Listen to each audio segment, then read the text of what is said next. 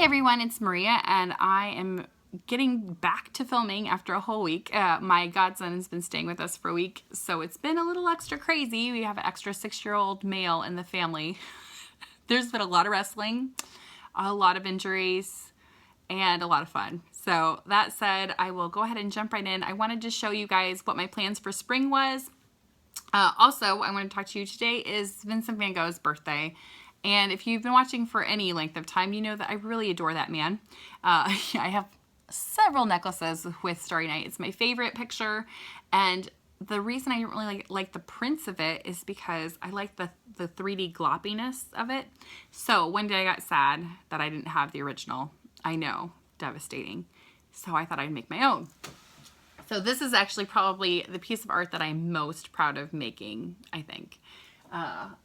I will show you, kind of see the gloppy of it. It's just fun. And I printed on it, "It is good to love many things, for therein lies the true strength. And whoever loves much performs much and can accomplish much. And what is done in love is well done. Vincent."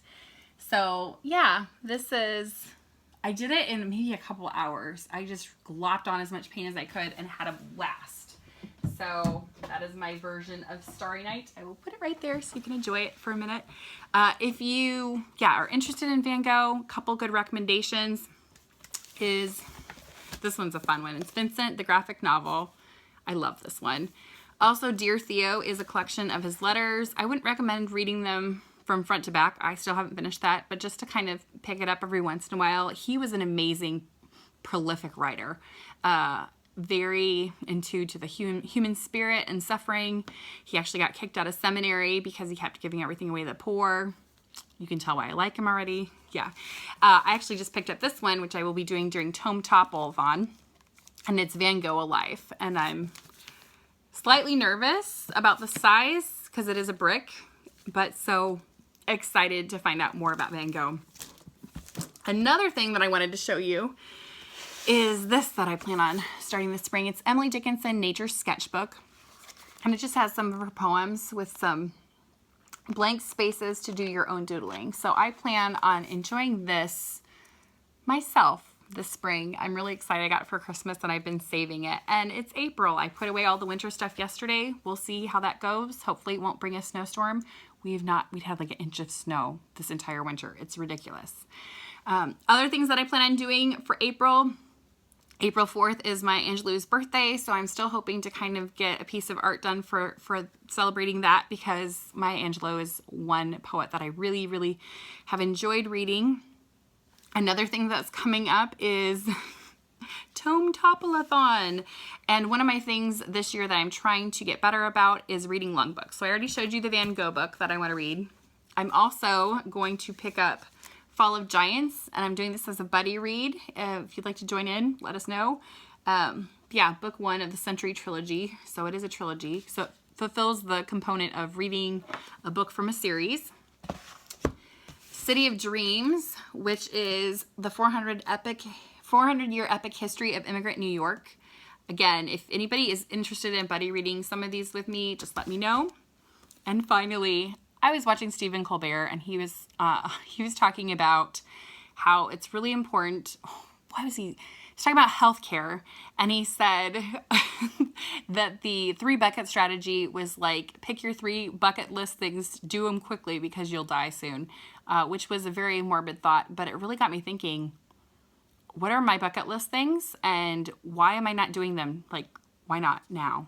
So one of my bucket list things is to read East of Eden. I desperately want to read as much Steinbeck as I can, but I know I will adore this book. So this is happening in the next few weeks for Tome Topple-a-thon, because we'll see if I like it better than Grapes of Wrath. It is going to be close, I'm sure.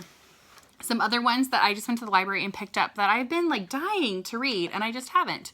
And there are a couple of other impulse ones, but this is Rejected Princesses, Heroines, Hellions, and Heretics, Tales of History's Boldest, Jason Porth. And what the premise behind this, I'm so excited. So they took women from history and illustrated them as if they were animated movie characters, and then talk about them. And it does have a little guide at the front if there is sexuality, violence, rape, any of those things. So they're coded on the side. You can see if there's stuff in here that kids should not read. So I'm a little not sure if I want to get it for my own house, but I'm really so excited about this book. I already kind of peeked through some of it and found out one of the ones who was at the worst, so she was like rated for all the bad things, was actually one of the inspirations for Dracula, which I didn't realize there was a woman that was also kind of inspiring to that genre. Another one, I wanted to read more Octavia Butler, and Parable of the Sower was at my library, so I grabbed it. I enjoyed Kindred a lot, so I cannot wait to read this one. Patrick Ness, I loved Monster Calls. I've been meaning to get to the Chaos Walking trilogy forever. So this is The Knife of Never Letting Go, and I'm really excited to finally get to it. Like, life's short. Why am I not reading these books? The Bees, this has been staring at me. I think I saw it on Brown Girl Readings channel. Like, staring at me off the library shelves every time I go in. It's by Lillian Paul, and I just cannot, it's like a utopian dystopian society told from a bee perspective. And I thought, you know what? Spring, nature, bees, it's time. This one, Brian Morton, another one that keeps staring at me from my Goodreads TBR shelf. And it's Florence Gordon. It's about, I think she's in her 70s, a feminist icon who kind of has to tell her family some hard truths, I think is what I remember from the Book Riot podcast I originally heard about it on. So yeah, I cannot wait. It's kind of short, so it should be fun. Agatha Christie, Murder on the Orient Express. I heard there's a movie coming, so I thought it was the perfect year to read the book. This one, I don't remember if I saw this on Tina's channel. You can tell me if I'm wrong. It's Stripped by Kara Alwill Leba. It's just poetry, but it's supposed to be like really beautiful, female, loving poetry, and I could use some of that. It's not I'm making it a duo, that whole parallel reading. Philippa Gregory's The Other Queen, which is about Mary Queen of Scots, and Three Dark Crowns, which is a fiction book about triplet girls. I think one of them can only survive, so they have to kill the other two. So I thought historical fiction about Mary Queen of Scots and a fantasy fiction about triplets that have to kind of compete for a throne. That's perfect to read back to back. So that's what I'm doing. And finally, this one, which I've seen buzz so much about.